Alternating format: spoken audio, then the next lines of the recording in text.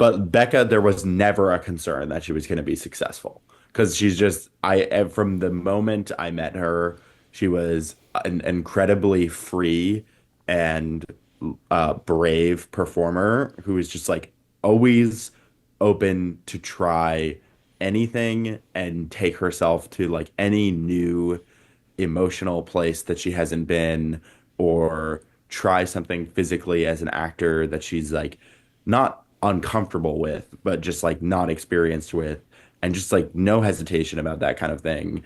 Um, so I always like really admired her as a performer, and I always just like really wanted to write something almost for her.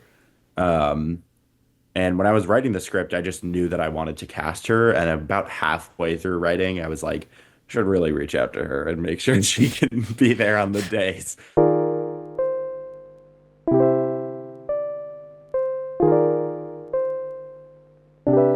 Hi Jake, Hi, Matt. how you doing? I'm good. That's good. Yep. Uh, can we talk about where like your aspirations to be a filmmaker started from? Like, do you remember when you were young, a moment where you realized how much you loved films and or filmmaking itself? Yeah. I I don't I don't know. I knew I always liked to do like um creative things. Um I was I was in high school when and I was doing theater. Um and I had been doing that for as long as I could remember. I did like community theater and stuff. But my high school theater program was like very different than a lot of other theater programs.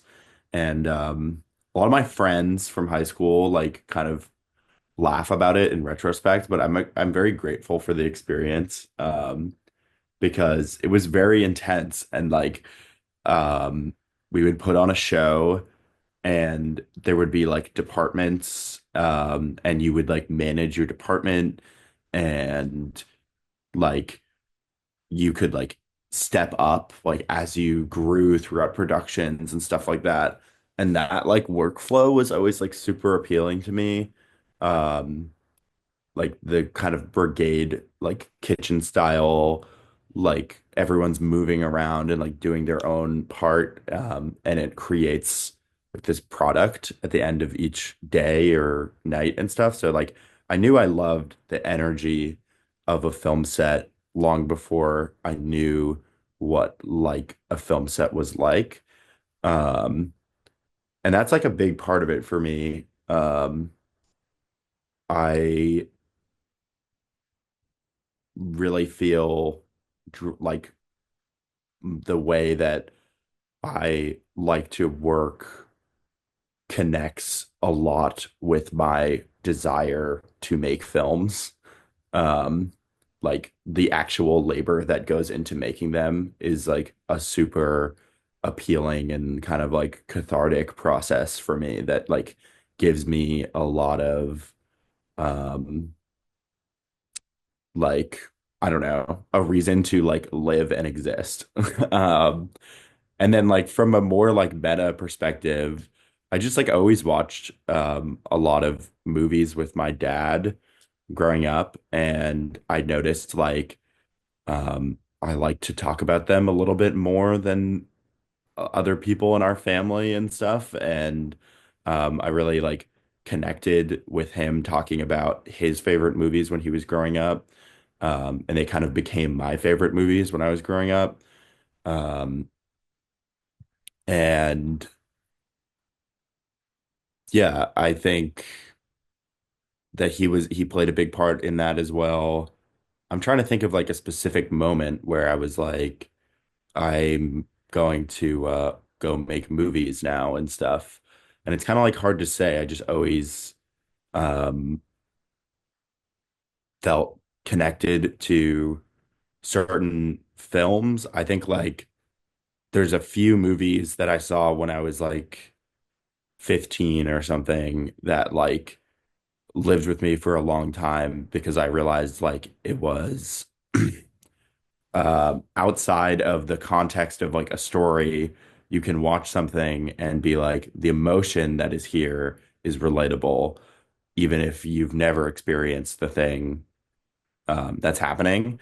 And there was a few of those, and I had that more with films than I did with theater. So I was kind of like combining those two passions, like the the process of making something that's appealing to me, plus this like more rooted, like emotional connection to filmmaking that feels like super personal and intimate. Like, um, I think I watched all those movies like alone in my basement, like probably on Netflix in the dark um, after school and stuff when I was like going through really hard times and stuff, and then being like this is my thing. Like I have like this belong like you can find something in films that feels like it belongs to you, um, and it gives you kind of like reassurance that you share um, emotional commonality with people that like is hard to find. I don't relate to people that are like, oh, I'm going through this too, and something like or something like that. I'm like, I need you to put it into like a when it's like packaged into a movie, it's kind of like covert self care or something where you can like watch something and feel like you resonate with um anything in it, like aesthetically. Obviously it's more impactful when there's like a real emotional draw for me. Um, You took both like the passion of filmmaking and theater though into college though, right? Because you had a BLA in theater arts and digital media. yeah, that's true. Um, I think I was like, I want to make films. I do remember a conversation with Nick, who I went to high school with, who was the AD on Mill Girls, um, where I was like, walking through the parking lot of our high school with him, and he was like, "So what are you gonna go do in college?" And I was like, I'm gonna go like make movies and stuff, I guess." And he was like, "Wait," and he's like, "And you're going to UMass Lowell?" And I was like, yeah." And he was like, "That's not really a filmmaking school." And I was like, I'm gonna figure it out." Um, because I knew that like I had the drive from theater there. Um, and then when I looked into like the BLA program and stuff and was like, okay, digital media, this is like a good area to be in where I have access to the equipment and like the classes that I want to take to like um harness like my skills as a filmmaker more and stuff. Like honestly, I didn't know fucking anything about like using a camera until I was like 18. Um or like lighting and stuff, and I barely like know anything about it now. Um, I just was like, the thing is there, and if I just am pushing myself enough, then I can like go do that. Um, and then the theater arts program was also was the other half of my major. And I think I was like, well, this just feels like the natural choice because I can like keep this thing in my life that I love a lot. And also there's obviously an intersection between film and theater. And a lot of people from the theater department I ended up like that I met, I ended up like utilizing their skills as like different kinds of artists. And also just like took stuff from my theater classes and like that worked its way into my filmmaking and stuff. Um, yeah. And yeah, I guess it was about maintaining my connection to theater. Um, and then also being like, well, obviously there's like these things run kind of parallel to each other. So like they're gonna service each other. Like if I'm creating in like every part of my degree in education, then I'm gonna like be more encouraged to do what I guess I could have like done like a finance thing or something as the other part of my major. But I was just like, no, like all creative all the time. That's where I want to be. Um, and that's like what keeps me going, I think. Like if I'm just not if I'm like working now and I'm not doing something creative, then I feel a lot less drive to like do the things that need to happen in order to make like my next project happen. Um, because I need to be like in that mind space. So that was part of the thinking as well. And like, what would you do in theater? Would you be on stage or behind the scenes or both? Yeah, so I took like acting classes in college, and then I took like I did like some productions with the theater troupe and stuff. Um, and I acted in high school too. So in high school I did like makeup and performance, and I thought I don't know like when it came about, but like both of those things fell away a little bit when I like got into writing and directing and like being really behind the camera.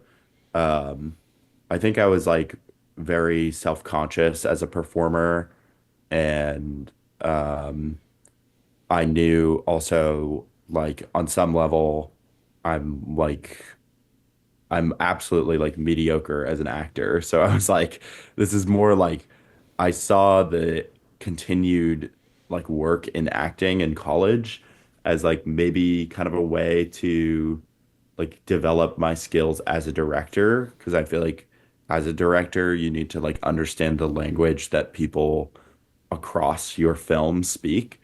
So I was like, over in digital media, I'm gonna understand how to like do my thing with a camera and like be able to speak with a DP and like a gaffer or something, and like and then over in the theater world I'm like picking up more language on how to like work with an actor, because that's like a very different emotional touchy thing to go about doing, especially like in it was in this project. Like there was some like there was intimacy, there was um heavy emotional shit going on.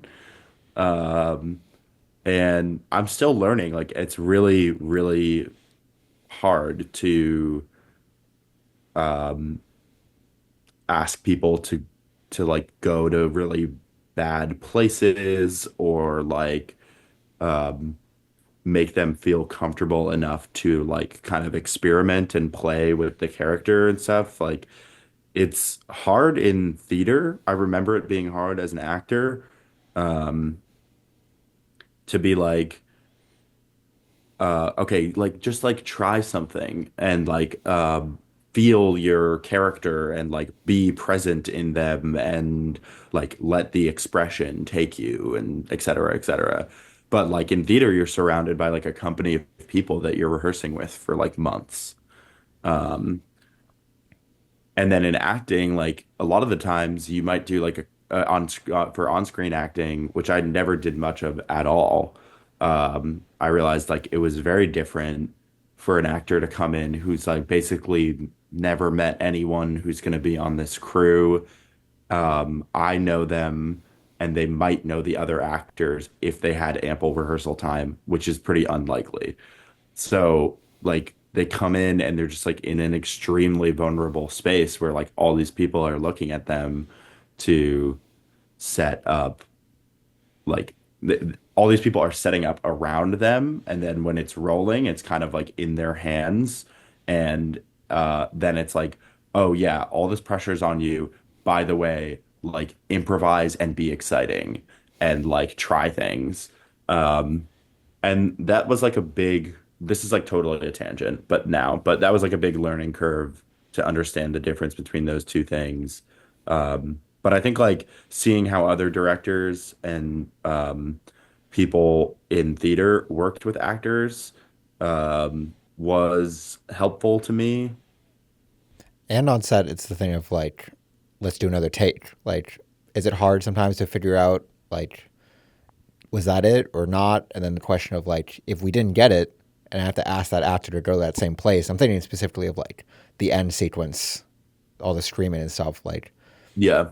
how does that mess up your thought process, or is that when you like rely on second opinions from like someone like your AD or something like that there? Or Yeah.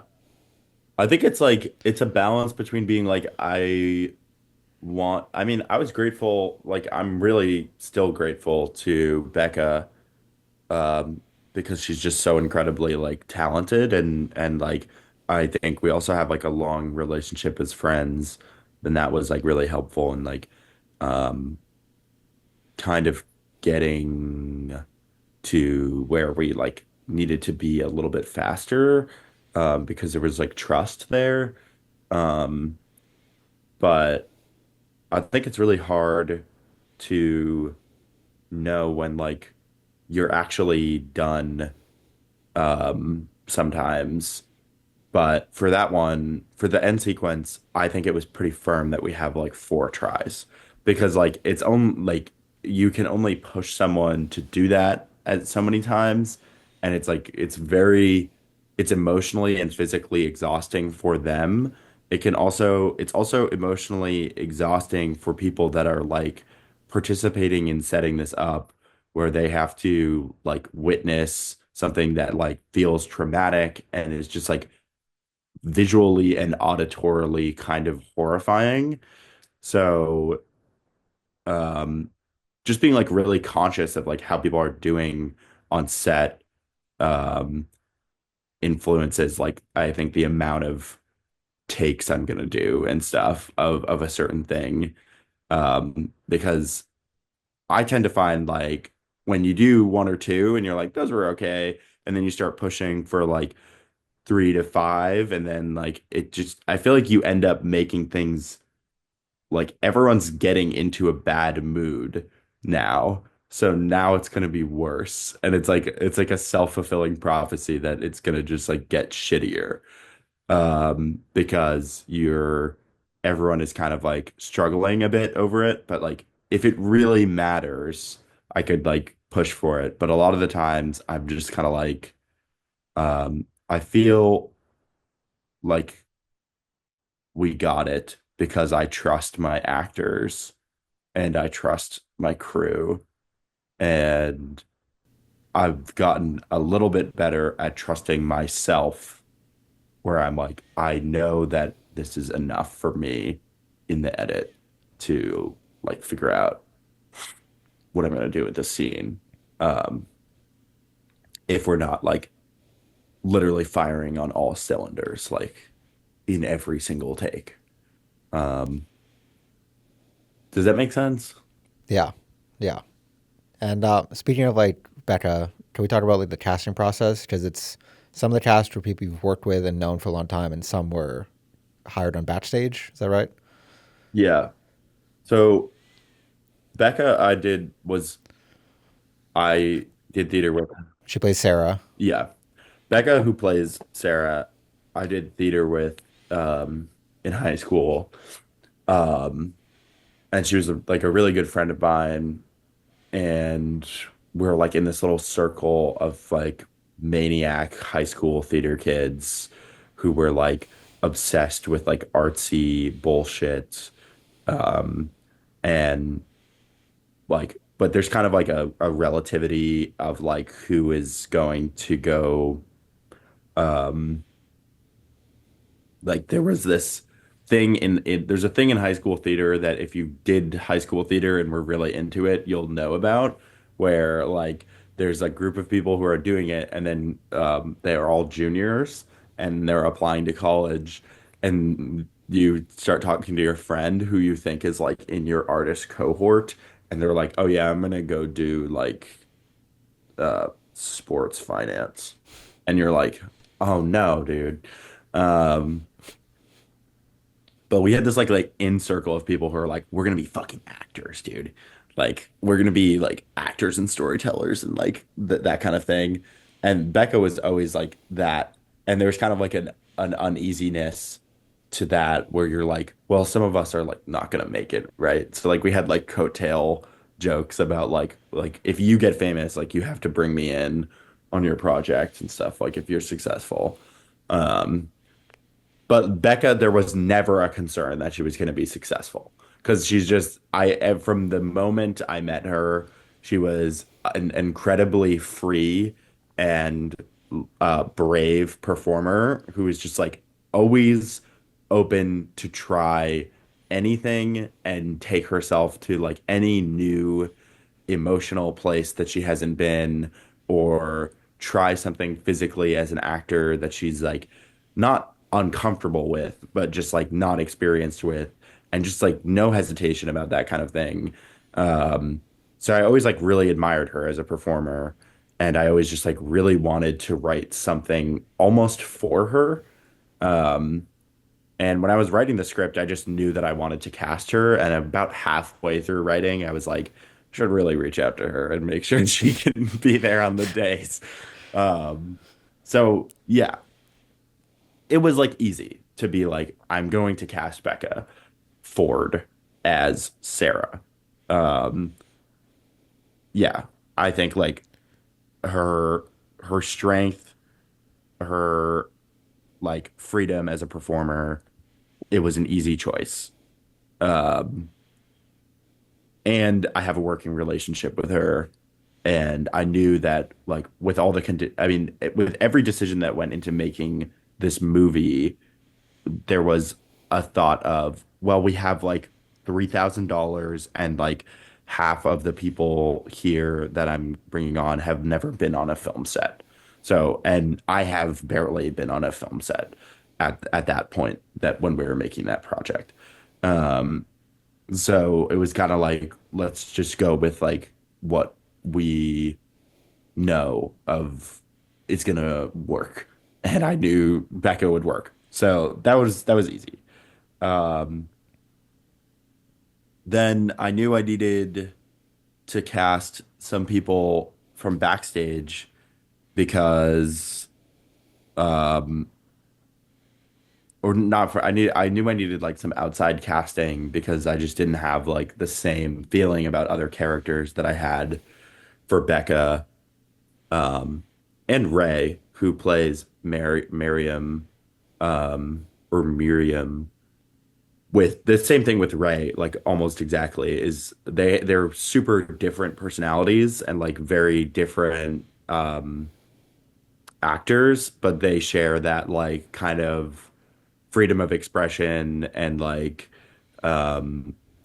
just like willingness to like jump into something that they haven't tried before. Um, and I knew that they were both going to just like slide into these characters because they get excited about that challenge. So I was like, easy. Those two were good. And that made Um, you so you didn't have to worry about their relationship because that dynamic is like super important for the movie. And I think they do it really well, where they only really have like the one scene where they're talking to each other. I think they play it like well and intimately enough that like you fully believe the relationship. yeah. I also, yeah, well, they didn't know each other before reshot too. So No rehearsal with them. no, we did, yeah. Okay. We rehearsed the intimacy with an intimacy coordinator and stuff. But that was the first day they met. Um, is that true? It's been so long. Um, that was not the first day they met. They met on Zoom when we did a table read of the script. But then they met in person, and the first day they met in person was the rehearsal with the intimacy coordinator. Um, but like they both just shared this thing on the day when on the intimacy coordinator day when we were like blocking that scene where they were like you could see immediately their like kinship as performers where like no nervousness about the intimacy and stuff, which was cool, but also not something I expect as a director. Um, but they were super willing and excited to like jump into that part of it. It was more like when they were working with the intimacy coordinator, Marcy, who's incredible, and myself, and we're the four of us are in this room, and we're just like on like stage, like black boxes and stuff that are is like going to be the bed. Um, and we were just like thinking about the blocking, and like they were all making suggestions. They weren't just like looking at me and Marcy to be like posed into like this thing. They understood um that like, and I wanted them to bring their own attributes into it. Oh my God, my light went out. That's fine. I wanted them to bring their sense of self into it too, because like I always thought of Becca as like a very strong person, and that was like part of why I wanted her for Sarah, and she brought some of her strength into it, and Ray is the same way, where she's very like she's just a bold character of a like person. And I knew that they both had like this like strength in them.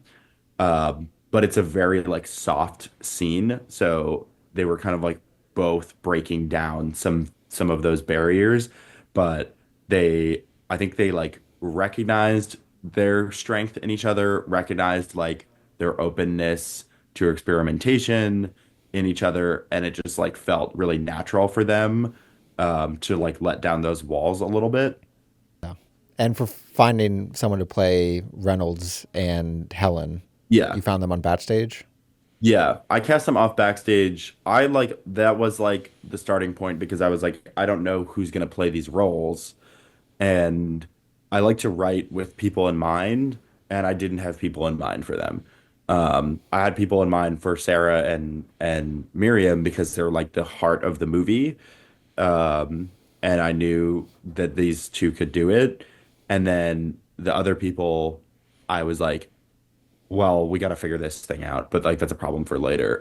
Um, and then when we started casting on Backstage, I saw, um, yeah, I just saw their self tapes, and um, eventually I had them read together. I had them read with Becca over like Zoom and stuff. Um, and for them, it was like more of Celia and Patrick are like, they're kind of like, um, character actors like a little bit more so. Whereas like I feel like Becca and Ray are like actors where they're more like chameleon-esque, and like Celia and Patrick have very um like distinct personalities that I was like excited about when I met them, and was like these people um of course, like they don't live in like the 1800s or work at a cotton mill, but I was like, they're gonna like bring something to this that feels like it has a real unique like shape to it that isn't going to just be like me um implanting like stuff onto them all the time. Like they have their own kind of like mannerisms and personalities that kind of come through in their performance, and that was kind of like what was exciting to me about them. Um, yeah, they felt kind of like yeah. Does that make sense? Yeah. Did you change the script at all to fit their voices, or is it more like they found the moments like between the lines? Does that? I mean, you see a lot of that, but See a lot of what? you see a lot of like them doing like their I don't know all of like Celia's little like looks and like the Yeah. villainousness of them. Like, did you tweak the dialogue to maybe fit what you were getting from them more, or do you think I they think like like kind of found the moments in what was that already was there? that was kind of like they found the moments and stuff, especially on set. Like we didn't like I didn't like make alterations to the script based on like what I saw in rehearsal and stuff.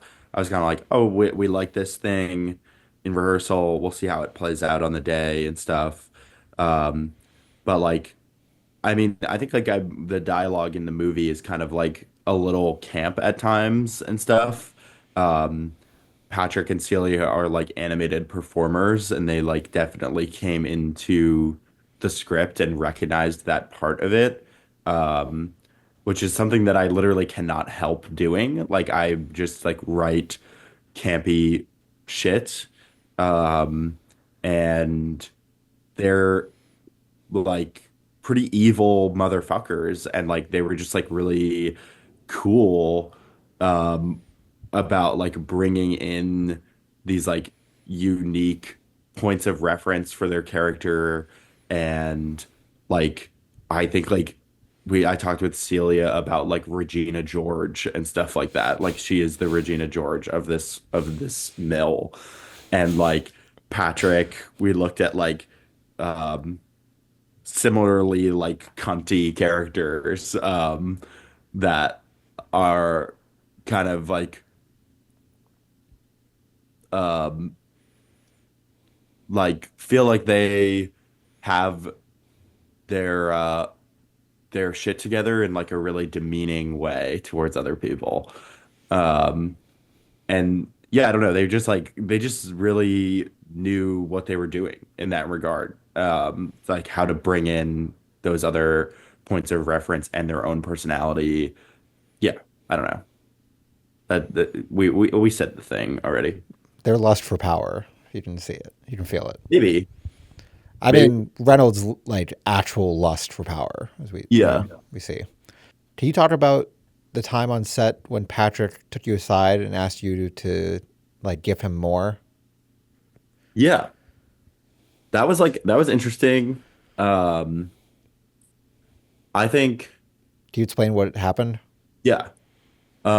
So I think it was like on the first day of filming and stuff, and um, I met Patrick on Zoom when he auditioned, and I had rehearsed with him like two or three times before. And he was always like, like tell me what you want and stuff. Um, and I had more hesitation working with him and Celia because I didn't have a working relationship with them, and I didn't know like, their sensitivities as an actor, as actors.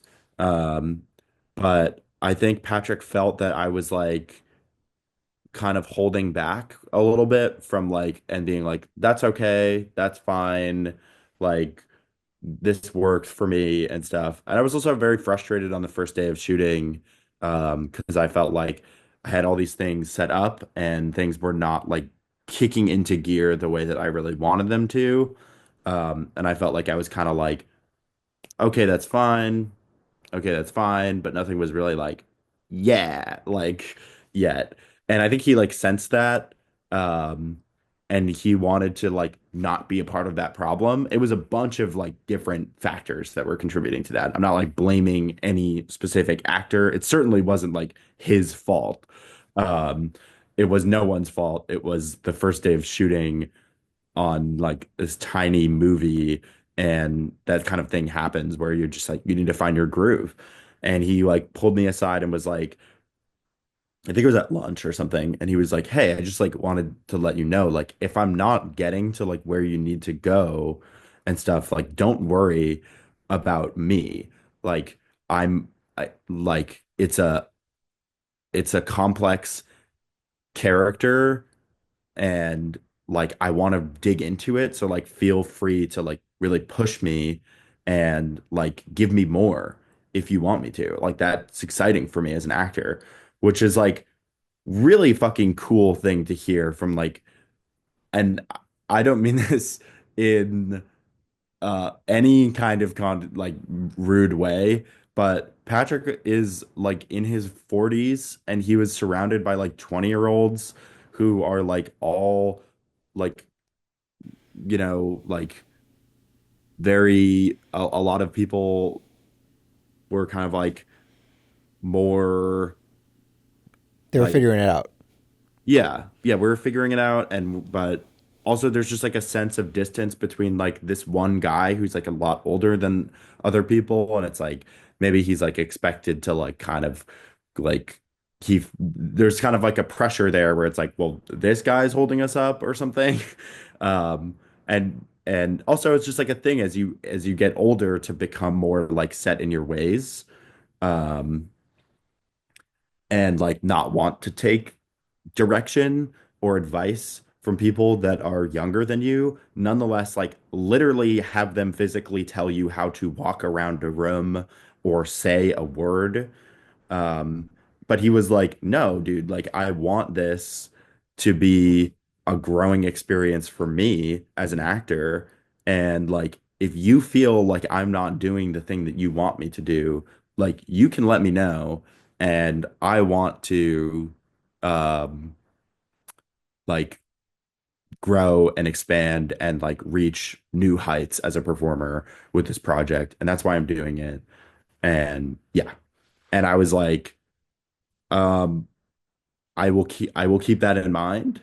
And then I did keep it in mind, and like I was more like, hey, can we try this? Or like when something wasn't working, I was like more direct about like what I wanted from him, and he was like so open to it, and it was just like really cool, and he was kind of like another rock through the entire run of production where I was like, I know that like whatever I give him, he's not gonna like, He has complete confidence in you.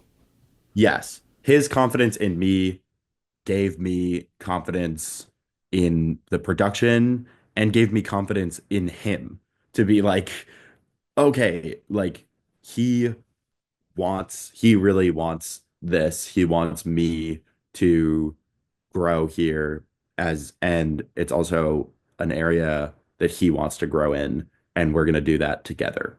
And that was like really cool. So that was like an interesting part of the first day. At first I was like that was really intense. Like when he like pulled me aside and then I was like Was it in a actually closet? yeah. Yeah. So, well, I mean, it makes it sound like worse than it was. Like, it was like he pulled me aside and was like, we were like eating lunch or something, or like everyone's on break, and I was like asking people questions. He was like, hey, when you have a second, could I talk to you? And I was like, yeah, sure. And then I was like, do you want to go somewhere private? And he was like, sure. So then we just like went out of like the crew holding room into like this like recess of the house that we were shooting in, and it was like a hallway that was like used as a storage closet, but it was like very cramped. So the energy was like we shut the door and he was like, you gotta drill me, dude. You gotta like you can go for it. And I was like, okay. And but I was like just also so overwhelmed with like the day and stuff to begin with that I was like, this is like crazy right now. But then afterwards I was like, no, that kind of like fucking slaps though. Like he's like really down for this. And then yeah, again, like it gave me confidence that we're both like learning and that he's open to learning in the first place and that we're like going to try shit together. Um, yeah, it just really opened up our relationship and like it was a cool thing. Um, because yeah, he just really believed in me and um it gave me a lot to work with throughout the production and a lot of motivation to um kind of try to take things to the next level with him and his scenes. Yeah. Earlier you were talking about how Mill Girls is like the like you hadn't been on many film sets before then, and then this is like your biggest production, and you're running it. Yeah. It with like hindsight, like how do you feel that that went? And to that, for clarification, I was on the set. I was a PA, and I like it compared to like an actual film set. Like you kind of hit everything on the head. Like it was very it feels still looking back on it very professionally done. Like, do you feel like you succeeded at running a good set? Yeah, yes and no. I feel like that's something that I like you have to be conscious of literally like forever and always think about how to improve every single time you do a project in terms of like making people feel comfortable, like while also making this crazy thing happen. Um, and that was like really hard because I was managing more people than I ever had before. And a lot of the times in the past when I was shooting stuff, it was only with like you and Nick and other close friends where the decorum and like the vibe was very like friendly and like we could like we're like shit talking and like having fun and stuff and like we definitely did our share of that on this set and like had fun and stuff like it's not like filmmaking, we're not like fucking saving lives out here. um so But you brought like the seriousness that you talked about, like that you experienced in like theater, like running production. yeah. So the thing that was really one of the things that earlier I said I can't I'm permanently like trapped forever to talk about high school theater because it was like a profound experience to be like 16 and be t treated like an adult like when you were like making a production, especially when you're a kid and you feel like powerless and you're like dealing with shitty teenage things and stuff and somebody's like hey like um this is like your responsibility and I believe in you and I'm also going to like push you to try harder and do better and I'm gonna like do that in a way that is professional and not in a way that's like I'm talking to a kid. And that was like huge and really inspiring when I was younger. And that's like the energy I wanted to bring to this, where I was like, these a lot of these people are my friends. Some of them I don't know as well. There's a whole like mix of relationships going on. Some of these people I met 2 weeks before we started filming. And then like, but I was like, I'm going to treat everyone with the same level of like professionalism and respect and urgency that is required to make this project happen.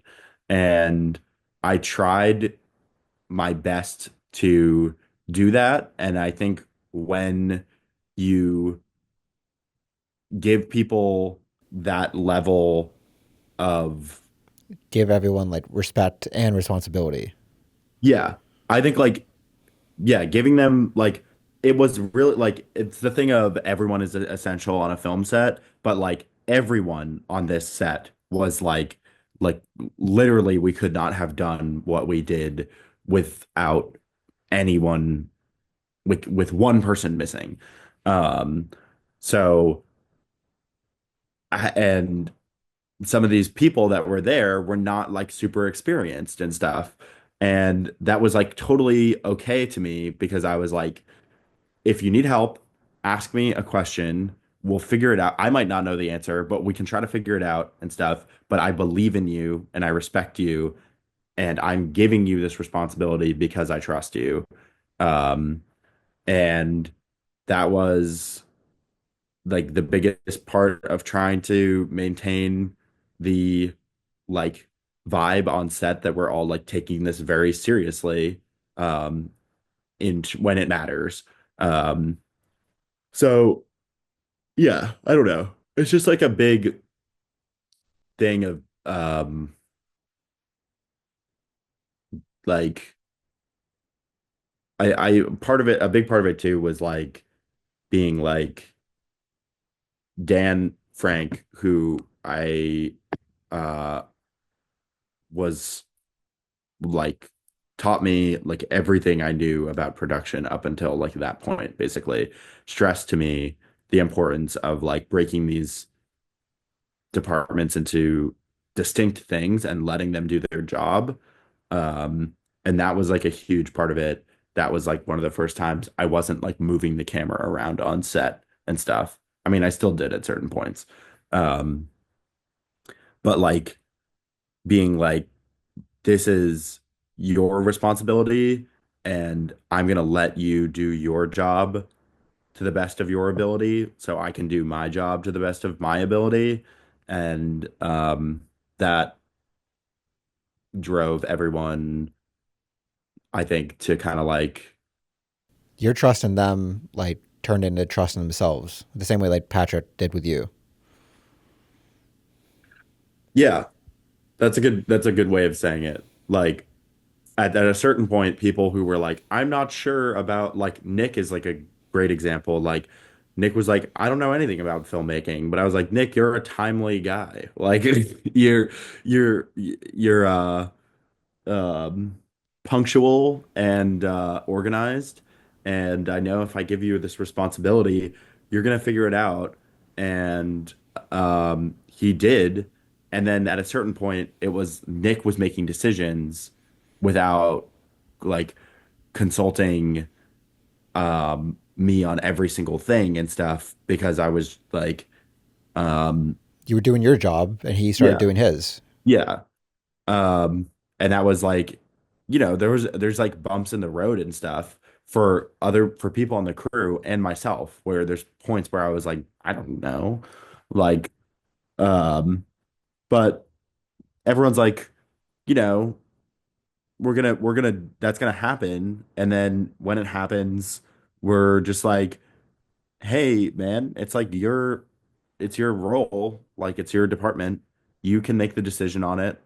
We believe in you and we believe in what decision you're gonna make, and we'll just move forward. And that just like started happening kind of like on the end of the first day where people were starting to like pick up a little bit of a groove. And the second day was like really awesome. Like the morning, again, it was a little bit of like the everyone tired and um we're in like the thick of it. But that was like when everyone really started to like understand what they needed to do for each like new setup and stuff. And yeah, it was just like a actually like insane, profound experience to watch everyone like kind of come into their own a little bit as like their role throughout the project. Um, and that was like one of my favorite parts of it by far. For sure. Can we go back to like the starting point of Mill Girls? Can you talk about like coming up with the idea and the process of like deciding to do this for your capstone? I had the idea, you were with us when I said the thing out loud for the first time, where I was talking with Kieran and who's our roommate at the time. And I was like, we're in the car and it was like me, you, Kieran, and my friend John. And they were talking about Capstone. And I was like, I had been thinking about it and milling it over. Um, because mulling it over. Yeah, But yeah, I had known about the Lowell Mill Girls and the history of labor organization and like the fraught relationship between the people, some of the first factory workers in America and their um and basically like the inception of like the modern engine of capitalism since I was very young. Because if you grew up in Massachusetts, you might have taken a school tour to the Lowell Mills um, and seen the museum that's in Lowell of the boot mills. And you can like see the cotton gin and like the looms and like the hydropower stuff. And I remember doing that when I was a kid and I thought it was like a cool field trip and like didn't think that much about it. But um, then I was like, oh, I'm going to UMass Lowell. And I spent a lot of time like walking around the city and like exploring old downtown Lowell with like all these mill buildings. And there's like a lot of cool statues and artwork and historical like artifacts. in the museum and like around that area that you can just like walk up to and like look at and shit. Um, and I thought that was cool. Um, and I was also, I kind of had like a little bit of an awakening, I guess, like during COVID, um, about like we all watched the world like fall apart and the systems of our like supposedly democratic country and the like entire geopolitical precariat fucking collapsing because like a huge part of it just being like uh due to like what the failings of like every country in history are, which are just like a capitalist greed. Um, and that was like really bothering me for a long time in COVID and like literally like emotionally like just crushing, heartbreaking realization that like we cannot pull together. It took us a while to pull together as a society through COVID. And so it was like something that was on my mind that was ever present when I was back at school and we're all like wearing masks and the president is talking about how vaccines don't work and like that kind of thing. So that feeling is there. And then like this history of like kind of where it feels like this all started um, is like sitting right next to me. And so it just like felt like I took a natural interest into it, into that stuff. Um, Yeah, because I remember one time you talked to me about you pitched Mill Girls for additional funding. I remember you talking about in the pitch you were connecting, like I think a present day Amazon worker to like the Lowell Mill Girls, and that like gets at the heart of what you're talking about of like the capitalist nightmare you were living in during COVID, and you're talking about the other yeah, capitalist nightmare of the Mill Girls. Like they were very yeah, much connected. yeah. So there was like, I did like, there was part of the pitch for the movie was talking about some things that happened like throughout the years leading up to it. Um, as I was starting to take a greater interest in my beliefs about socialism and capitalism and stuff like that, I was getting interested in like some of these stories that are just like heartbreaking, horrifying things that happen to these women in the factories um, back in like it like 100 years ago. And then you see things like frequently every day now that are like because it's almost I don't know if I want to say it's worse, but it's like this is like more widespread. There's a gin mills in like every town in the Midwest. There's an Amazon factory. And like there's people who are there that are working like that their stories came out about people like pissing in bottles and having heart attacks on the floor of a warehouse because they're not allowed to sit down. And it's kind of like shocking how little has changed about our system and um yeah, I so the connect was there, and then part of the pitch was I talked about a specific incident where a guy had a like went into cardiac arrest on the floor of an Amazon warehouse um, because he was having heart problems that he reported to his management that were not taken seriously, and he died on Prime Day of all days, where you can get like 50% off on Amazon or whatever. So that was part of the pitch initially, was I was maybe going to include a scene set in the future, kind of um, that would be at the end of the movie or the beginning of the movie. um, that would like draw the parallel like super directly for like juxtaposing them. But I kind of like canceled that idea just because I felt like the emotion of the story and like what all the characters go through. If you've ever worked like a blue collar job in your life, you're like, yeah, I get it.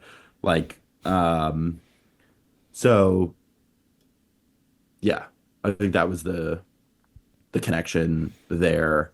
Um, all the way back to what I was saying at the start.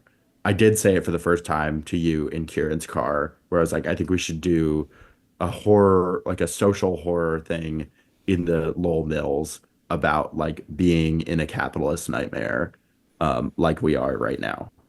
Um, there's a bunch of things that I didn't include in that probably played a role in it, like thinking about this how the story was going to develop like an instance like specifically more about the women in the mills, um like all female workforce that like was not taken seriously, not like advocated for by anyone in power at the time who were all men.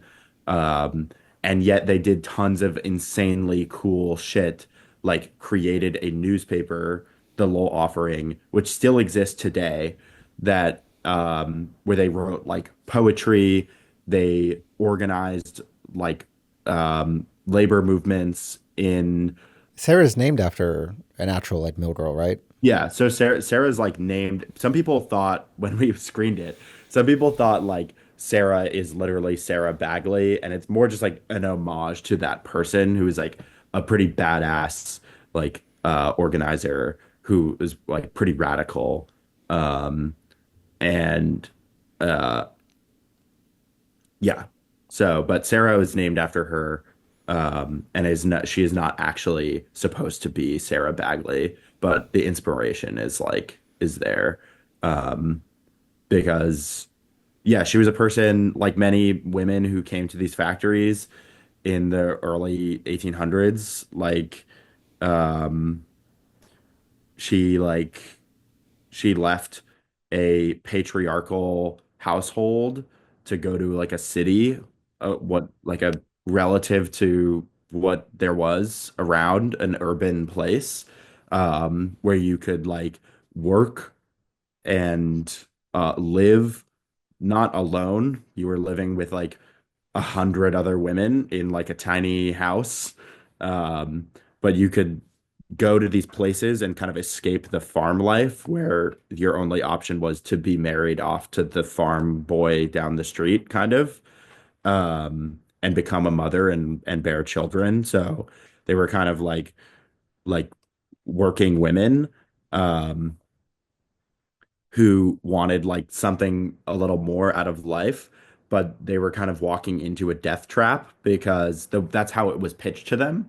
And they would leave this like patriarchal thing that they were obviously for some reason or another subconsciously or consciously didn't want to be a part of, and they came to the factory where they're now being like literally abused in like slave labor conditions for like years on end, just for the freedom of being able to basically like learn how to read and write and like maybe have like a modicum of freedom to be able to like go for a fucking walk. So um but I'm not going to sit here and pretend that like it was total misery because of things like the Lowell Offering, and like these women taught each other how to write and read and encouraged each other's like um, interest in like more than what was allotted for women at the time. That was all super compelling to me as well.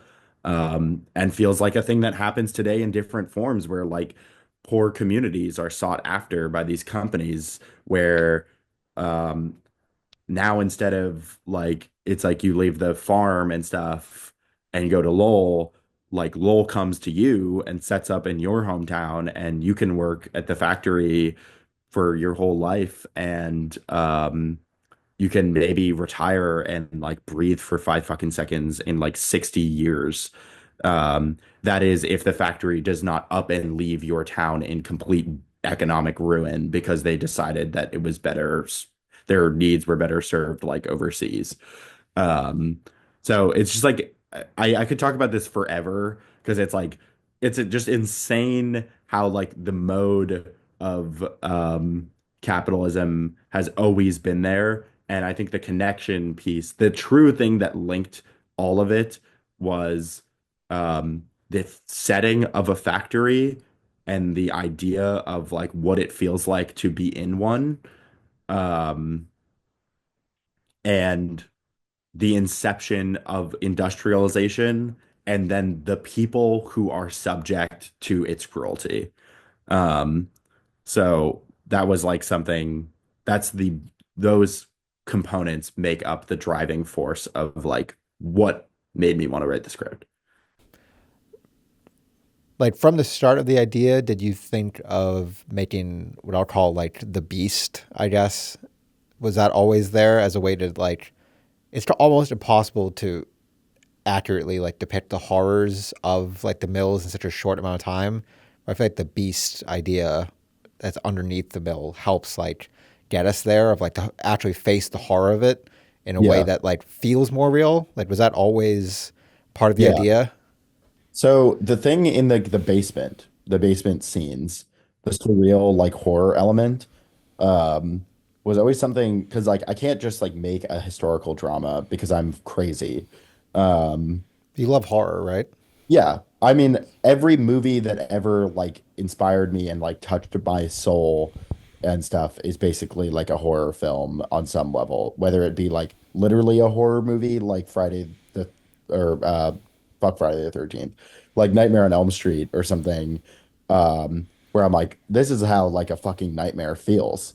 That's awesome. But it's like a camp horror, like bombastic, fun movie where Freddy Krueger like slices people open and stuff, and there's blood everywhere, and yada yada yada. And then Celia there's is kind of movie giving Freddy in this.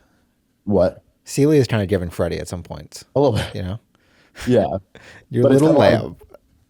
That's very Freddy. yeah, true, yeah. So like that's definitely like it's a camp horror movie, but it like I was deeply inspired by that film, and then like other films that some people wouldn't really consider like a horror movie, but they feel like a horror movie to watch. Like like Under the Skin, like the Jonathan Glazer movie, um, is like a very ambient, surreal, like horror about like identity, and personhood and um you watch that movie and you're like, this is actually like a fucking nightmare, like to even get through. But this is also like how I feel, but it's like more of a drama or something. I don't know. Um, yeah. But like films like that always had like that kind of white knuckle sensation and stuff. And a lot of that was driven, the hook of those things for me was always driven by like their surreal, um, like strange kind of um metaphor driven or something like visual driven storytelling. Um and I just like that's something that I just like connect to as a storyteller. Like I think I work more um in a like highly expressive visual space than I do as like a dialogue guy. Um, so I knew I wanted to like employ some kind of like surreal element mixed in with all those feelings and thoughts about what I was just talking about, like the labor force, um, like the progression and inception of like industry and yeah. So initially I wanted to have people there were girls going missing from the mill like from the boarding houses in the middle of the night, and there was rumors about like what was happening to them. But this kind of thing happened all the time, where people would get um, fired or dispatched from their work or run away because the conditions were so terrible. They would go back home, or they would get fired for being injured, or like get fired for speaking up about anything.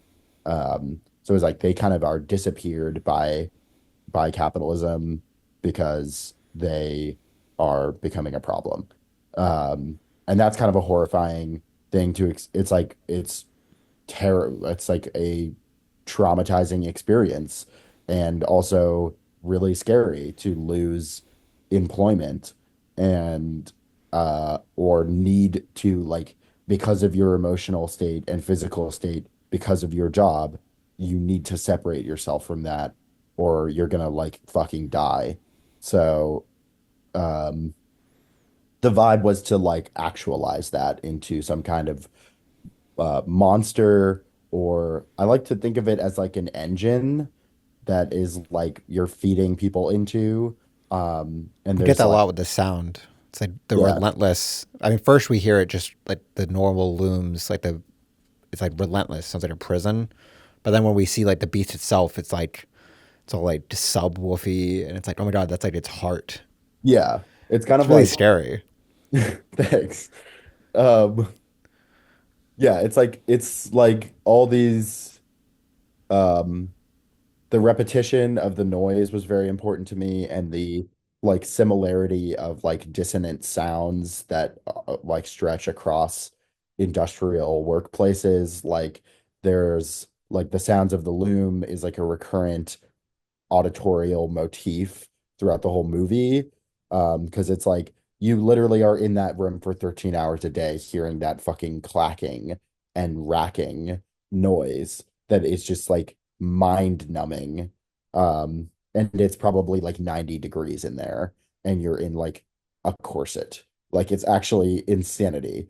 Um, so that was like something I wanted to just emulate the feeling of that, but also um we mixed in like, yeah, like distorted sounds of like trains and cars and factory ambience and stuff from contemporary things as well, to be like kind of buried in there is like the future of what this is, which is like um if you've like worked in like Anywhere. construction, or if you've worked like anywhere, there's like this noise, this like buzz of like that's kind of like screaming at you. That's like you have to keep working, you fucking lazy piece of shit. Like is kind of like the feeling of that like never ending hum and drum of capitalism that's like moving the needle forward always. Um, and yeah, that was what was your question? Oh, I was asking where did like the idea of like making it like Yeah. this like beast thing originate from? It's Yeah, like so that was like the noise was a huge part of what I wanted to include in it. Um, and initially I was thinking visually it would be like a loom or something, or a gin which would take like um un unthreaded cotton and feed it into uh like thread and yarn, that would then be sewn into sheets of fabric on a loom. And that instead of processing cotton, it would like process their bodies into as like fuel for um there's all these kind of like weird um like s- like psychosexual things about capitalism, of like conversion of something that's natural into the unnatural. And like the hydropower is part of that. Is it like it's like man inserting his will over nature. Hydropower is cool, it's like better than gasoline, but it's like there is a thing there of like taking the rush of something that is a river, that is a natural occurring thing that is its own ecosystem full of individual parts, that serve, you know, the things that live in it and the things that the people that thrive on that, for like agricultural reasons, and like welding it to to convert to take power from it, and then using that power to take another piece of like natural occurring, um like material, cotton, and like thread it into these things, the like into Just the cycle of all of it. yeah, and Like it's like it keeps happening. And at the end of that rope is a person who's being converted from like a natural human being who wants to exist and feel, um, you know, a sense of like uh individuality, and um get like 8 hours of sleep a night. That is like kind of being converted into another tool of this like product generation thing. Um, so I wanted it to be, yeah, maybe a cotton gin or something, or like a hydraulic wheel or something. And that just wasn't going to happen because we didn't have the money or time to do it. So it ended up being like this more ambient, like it's just like a doorway, it's basically. very under the skin, I think. Yeah, it's super under the skin for sure.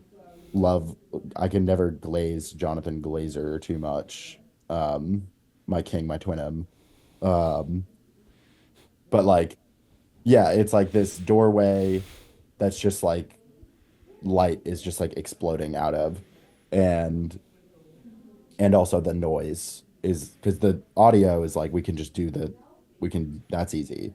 Um, and I don't really know when it became that. I think it was kind of like,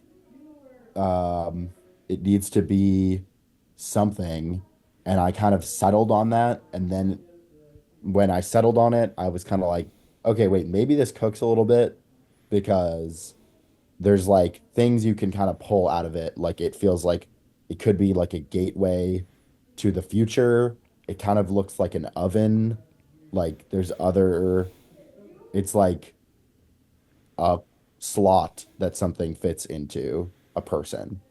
Um, And just and as like a viewer, it feels like wherever that goes, based on like the sound and stuff, it's like I don't want to go there.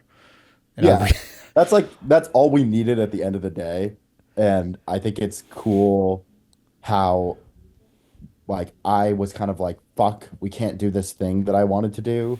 Um, and now it's just like a doorway full of light, and we're gonna push people into it. And it's like that's like the ether of capitalism or something.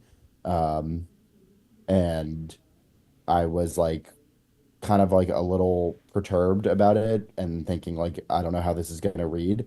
But then since I've shown the movie to people, people have like all these interpretations about it. Like they think it's like a portal that goes to like the future, and like it sends you to like an Amazon like pick review or something. Like um or something like that, or like they think it's, yeah, like an oven or a fire or an engine, or like they have all these other ideas about it. And then I'm like, oh, this is cool, like all these other people can kind of like implant their version of this onto this kind of shapeless square of light, which is like that has become like a cool thing in retrospect about the movie, that people are like, oh, that's like me when I'm going into when I'm like walking into work. yeah. Like But it, it's like that because it is so like ethereal and like ambient, like you say, like it could that could be under an Amazon warehouse too, like the yeah, same look and everything. yeah, And yeah, that just was, the way it's shot and stuff. Is like if you feel, it doesn't feel like put together last minute. You know what I mean? It feels like oh shit. Like I like as soon as Miriam like sits up and you see her like there, it's like oh, you can feel like she's yo, screwed. no. Yeah, well, what you just said too is true. I've had people say that to me, um, in other contexts or like in other ways about like that it's like more timeless, which is cool too. Like it could have like always been there, and it It'll will. stay there after. Yeah. So that was like, yeah, I actually kind of like what it has become, but it wasn't the initial plan. The plan was to do like a more like actualized kind of m machine monster thing, sort of. Uh, but it just became like uh, a door, basically. But I'm glad people can like interpret stuff from it and like have thoughts and feelings about it, and also that it kind of registers as like vaguely what I want it to. And it's more exciting to like hear people um, tell me what they think it is. But what it is I had 2 weeks to figure it out. Um, so what it is a bunch of wooden blocks stacked on top of each other with some with a bed sheet on it. And a bunch of lights. Yeah, and like seven RE1Ks behind it, And and like two and students cooking. the entire grip and electric team on dimmer switches in each hand going like this. Um, so yeah, it was cool. At what point did you know? Was this like before you filmed it? You knew you wanted the two montage sequences. I'm thinking there's the Reynolds one of him looking over the water, and then there's the one of Miriam getting consumed. Like, did you know that you wanted both of those, like, Yeah. crazy back and forth edits before you filmed? Yes. So that was really inspired by stuff. Shout out Tyler Theus and his lesson on Soviet filmmaking and Eisenstein Because you're and also a film studies minor, to be clear. yeah, That's yeah. important to you. There is no film major at UML, so I was like, I got to do the You got film. all the pieces. Yeah, and I'm gonna make a film major out of these things. Um, but in Tyler's class, we talked about um, early Soviet filmmaking and how they didn't have access to cameras. So they just took existing footage and invented modern editing through basically like juxtaposition. And I knew I wanted to do kind of like those similar sequences, like Man with a Movie Camera kind of sequences, where like we're flashing between things and it's very direct juxtaposition about like what is um, happening here. And the first one establishes, I think, the mode of storytelling and kind of tells you a little bit about Reynolds. He's kind of like beating off. Um, he's jerking He's off. starting. Yeah. His hand is going Yeah. down his. His hand is reaching into his pants and he's massaging his genitals Yeah. uh, while he's watching the river flow and watching the hydro power machine do its thing. And he's kind of imagining the floor, the loom room We can floor. hear the mills Yeah. alongside the water. Yeah. And there's kind of like a carnal. But to me, that came from like there is like something that about that thing I was talking about. There's like a psychosexual element to like dominating nature and other people through capitalism. Um, and I'm not the first one to think of that at all, but there is like a feeling of like you're little fucking bug and I'm gonna squash you, and that is kind of a turn on for some people, and he kind of gets something out of that. He's kind of like a machine fetishist, um, and he is aroused by the power that he's taking from nature and he's taking from these women, and yeah. Um, so that was the first one. And then in a very similar way, like when she's pushed into the doorway, there's like a it is like the other side of it. So for him, he's having a good time when he's like touching himself and stuff because he's in the position of power. And then we kind of see the powerless's perspective when it happens to Miriam, and she's kind of like being converted and stretched and deformed by Well, that's this. where we have like the red cloth. It's like being Yeah, taught. Was that you always knew that was going to be there? yeah. Um, that was very inspired by In Fabric, which is a cool movie with like really cool slow motion sequences of cloth. And I was kind of thinking about like there's all these like weird parallels between like textiles and um like material and human what the person brings to it. So it's like you have the machine and the material and the person, and all of them are kind of like mixed together in this horrifying way. Um, and that's kind of like happening to her in that moment, where she's like literally annihilated into a million pieces and eaten by this machine because she can't really serve it anymore. It's just too much of a problem. Um, so yeah, it's kind of like the power's perspective on it and then her perspective on it. Does that make sense? Yeah. Um, do you have a preference between the three stages of pre-production, production, and editing, like post-production? Production.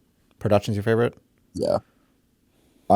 I love production so much. I love being on set. I love the energy of being there. The thing I was talking about with everyone kind of like doing their part and seeing all these things like um slide together, and also the like ebb and flow of like chaos into complete silence while we're all watching the take, and then like it's like ah, and it's like it kind of goes up and down, and then also the ability to like experiment and try things on the day and stuff is like super exciting. I love that.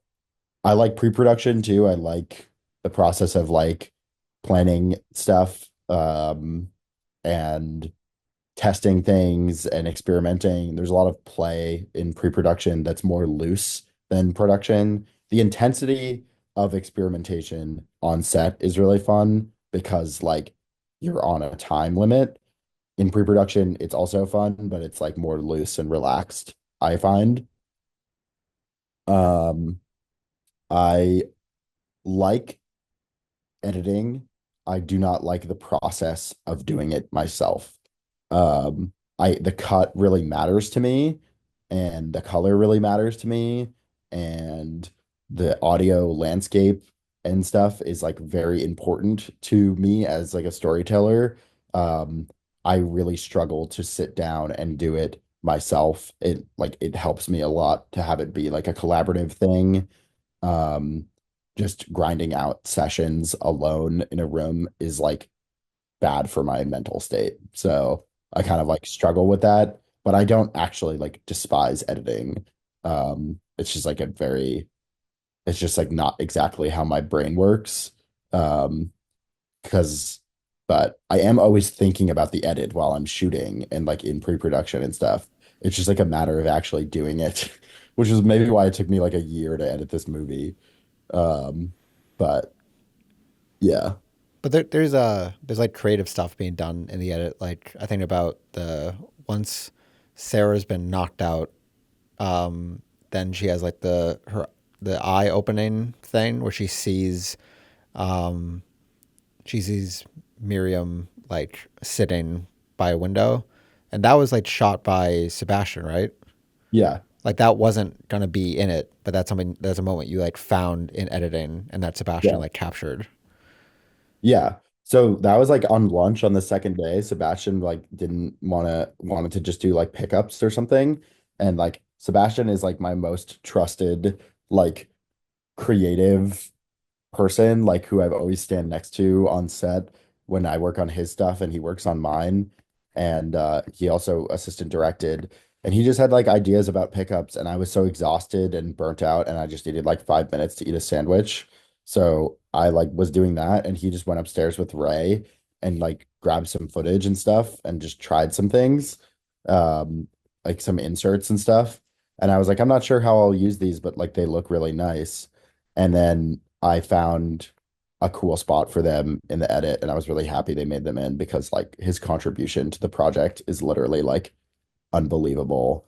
And I'm really happy that he was like um he had like something he wanted to do with her. Um it's also interesting because it's not something that Sarah would have actually seen because it's her making the bonnet. So it's kind of like an imaginary thing that she's like thinking of this person. Um, so I really like that idea that he contributed. Um, and like stuff like that is cool to find in the edit. I usually always end up using a piece of footage in every project that I make that I did not shoot. It's like something that somebody else grabbed like on set and that I wasn't like a part of like crafting. And I'm like, oh, I love like their little take on it is like really cool to me. Um, and that was like Sebastian's inclusion. So yeah, filmmaking is a collaborative process. For a long time, the music in it was a Father John Misty song, right? But then now in its current version, it's got a score by Jonathan Heatley, one of your friends. Yeah. He talked about like using the Father John Misty song and then making a score with your friend and what that process was like. Yeah. So the Father John Misty song, The Next 20th Century, um, is the closing track of the album Chloe in the 20th Century, in the next 20th century. Um, and that album came out like while I was in pre-production for Mill Girls, and I've always been a big fan of Father John Misty, Josh Tillman, like Fleet Foxes and stuff. Um, the Father John Misty character is like an invention of Josh Tillman, and a lot of his works are like very big, heavy concepts about like humanity and like how we perceive ourselves and like the systems that inform our lives. And the next 20th century is a big, like, giant song about those ideas. And I listened to it constantly while I was writing the script. And it just felt very um, fitting that it be kind of the placeholder song. Um, I kind of knew that I was going to replace it with score at some point, but when I did the initial version of the script, I was like, I'm just going to put when I did the assembly cut that we played for Capstone, I was like, this is a cool thing. Um, the song is kind of just like a bunch of random vaguely connected lines about like the movement of time and um like regimes rising and falling and like the world kind of changing and moving all the time. And somewhere in there is like the feeling about um that's in the script about like um kind of always needing to like push forward in the name of progress, at the expense of those who are powerless. So it just like felt very natural that it be the song. And then for a while, when I was re-editing the movie, I was like, I gotta get someone to score some stuff. And Jonathan, who's a very talented musician, was interested in like trying some score work. He usually makes kind of like hyper pop music and a whole range of music. He's made like a ton of stuff. But he's super talented. And I was just like, yeah, I really want the looms to be part of the score, um, because they are rhythmic. Um, And I thought it would be like a great like thing to like bring them into a like actual song. Um, but I know fucking nothing about music, and I just know what music I like and what feels good.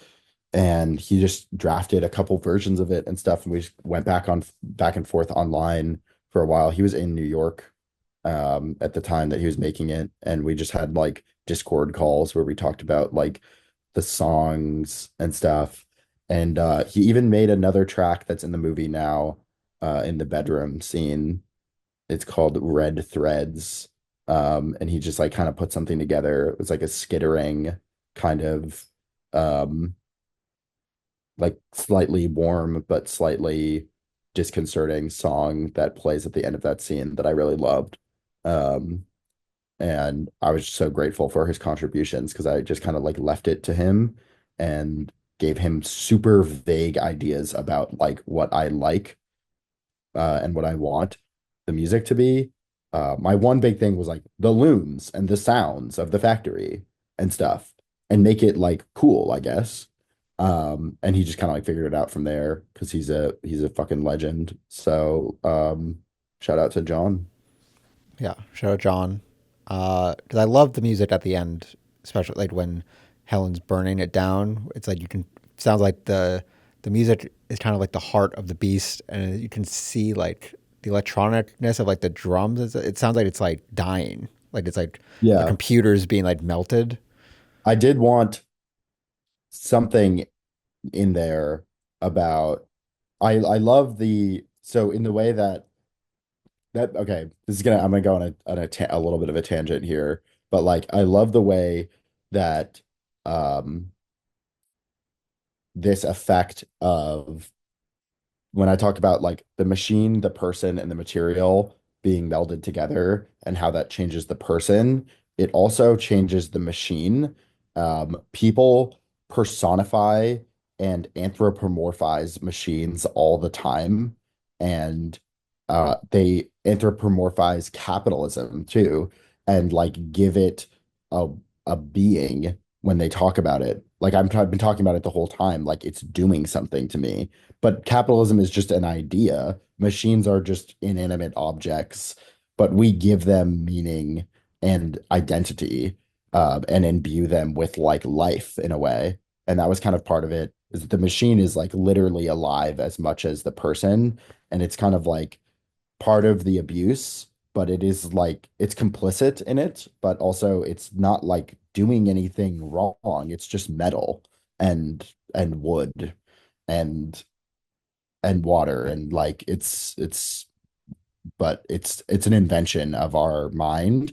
And I think part of that like distorted like knocking and like rocking of the drums and stuff that was a note that I wanted in there about something about like it kind of losing consciousness and breaking down and like heavy choking breaths and stuff. That was like really cool to me, that it's kind of like this computer or like a big piece of machinery that's kind of like on its last breath. But of course it doesn't breathe at all. Um, and I just love that kind of thing. Um, that yeah, the kind of like altered state of technology and like the way that we like give it life and stuff is a very like weird thing that only humans do. Um, and I think it's neat. So that's kind of where that came from. Mhm. You mentioned you talked about Dan Frank earlier about how he.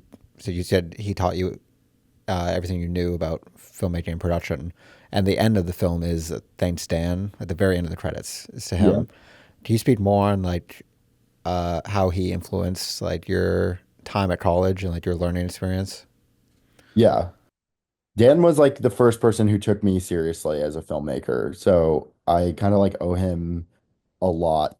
Um, Dan is also like a big personality and has like his own way of doing things and his idiosyncrasies that if you've worked with him or had a class with him, you know about. Um, but he's an amazing teacher, and for me at least, he really worked for me as a teacher. Um, he took my ideas seriously. He challenged me throughout production. He told me to rein it in a few times, the ideas that I had. Um, and I still kind of shot for the moon a little bit, but in those areas too, he also encouraged me and um, talked through ideas with me about like the art side of the filmmaking and stuff, but also, and I think most crucially, like he really did give me total and complete, as much as he possibly could, an understanding of how I should run my production and the way that I should treat people and what I need to um, do in order to have a functioning set. And I would have never figured that out or applied it without his stress on those things.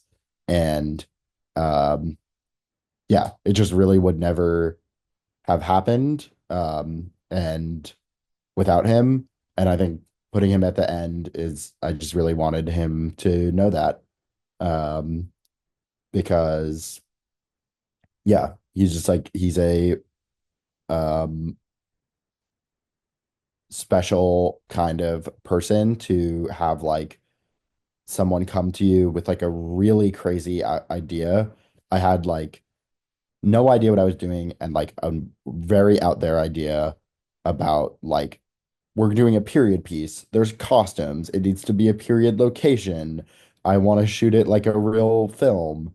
I want like these surreal sequences. It's like very like um it's a big heavy movie, and like not an easy task.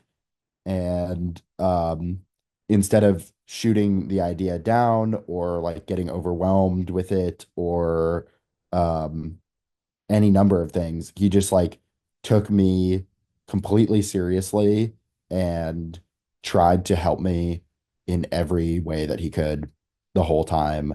um and yeah, he's a legend. Uh, so appreciate him forever. For So sure. yeah, You talked. that's all the Dan glazing I'm gonna do. That's fair. You talked earlier about how your connection to film, especially when you were younger, is like watching things like Alone. How do you feel about like seeing your work with audiences? Like, how's that experience been for you? Screening it, like, you know, Bad. okay, is that okay? Is that you can I hate seeing my own work. we can skip this question if you want. No, we can. I hate seeing my own work. Um, I can barely watch what I've made. I have a crippling sense of imposter syndrome and immense self-doubt and giant self-confidence issues like most artists do. So it's kind of hard to watch my work on screen and have other people talk about it. Every time I've done it, it has been a pretty awesome experience though. So like, it's very nerve-wracking, very hard to sit through. And then after the fact, when I hear people talk about the project, good or bad, I'm very happy that I went through with it. But it is not my favorite thing in the world. Um, but it's cool. I like when people have, if I can elicit a response, that's great. I don't really care what the response is. I'm just happy that it affected someone in some way. And that's been the case when we showed the movie a couple times. And those were like, at least while I was present. And that was all like really cool. So I am happy about it. It's just very hard. I think my advice to people, and it's like useless advice because they're all just going to be like, no, fuck you. It's just like you made a movie and a lot of people did not make a movie. So you did a lot of you did like kind of an unnecessary thing that took like an insane amount of effort, and you should be proud of that regardless. Um, and when I say unnecessary, I don't mean like filmmaking and art is not necessary or something. I just mean like no one's making a movie, no one's making your movie but you. And you did that.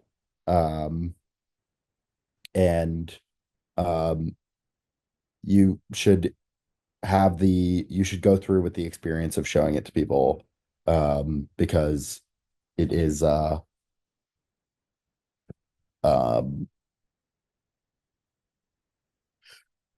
yeah, it makes you think about your work a lot more and stuff too.